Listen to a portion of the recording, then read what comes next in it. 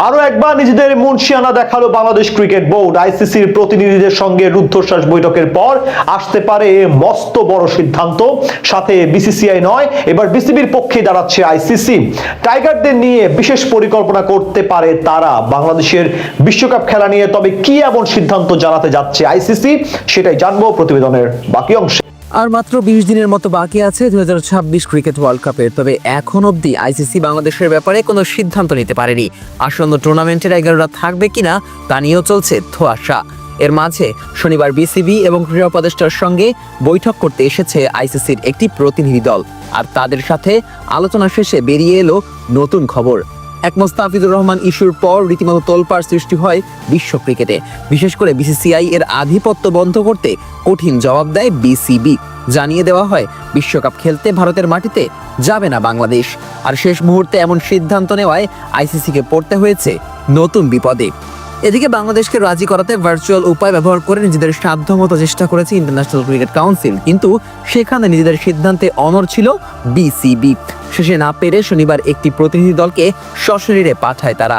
আর তাদের সঙ্গে বৈঠকেও একই কথা জানিয়ে দেওয়া হয়, অর্থাৎ এই মুহূর্তে ভারতের মাটিতে গিয়ে টুর্নামেন্ট খেলার প্রতি কোনো আগ্রহ নেই বাংলাদেশ দলের। তাই বিকল্পভাবে গ্রুপ পরিবর্তন করে টাইগারদের ম্যাচগুলো শেষ পর্যন্ত শ্রীলঙ্কাতে সরিয়ে নিতে বাধ্য হতে পারে আইসিসি। বাংলাদেশ সফরে আইসিসির প্রতিনিধি হিসেবে হাজির হন সংস্থাটির ইন্টিগ্রিটি ইউনিটের জেনারেল ম্যানেজার অ্যান্ড্রু এব্রেড।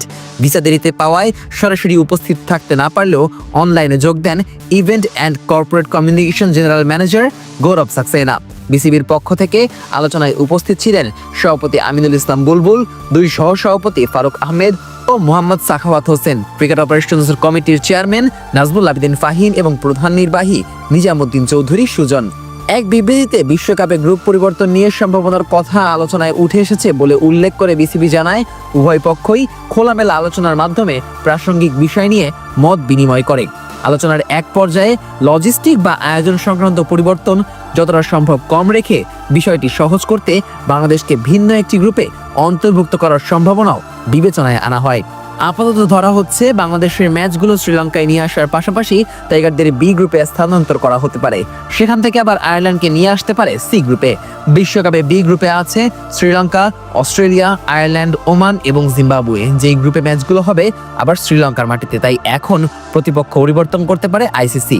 আপাতত টুর্নামেন্টের গ্রুপ সিতে আছে বাংলাদেশ। সেখানে তাদের প্রতিপক্ষ সাবেক 2 বিশ্ব চ্যাম্পিয়ন ইংল্যান্ড এবং ওয়েস্ট ইন্ডিজের সাথে নেপাল ও ইতালি। টাইগারদের গ্রুপ পর্বের প্রথম 3টি ম্যাচ হওয়ার কথা কলকাতার ইডেন গার্ডেন্সে, আর নেপালের বিপক্ষে ম্যাচটি হওয়ার কথা মুম্বাইয়ে। এখন এটা নিশ্চিত যে ভারতের মাটিতে বিশ্বকাপ খেলতে যাবে না বাংলাদেশ দল। বিকল্প হিসেবে এখন এই একটি পথই খোলা আছে টাইগারদের সামনে।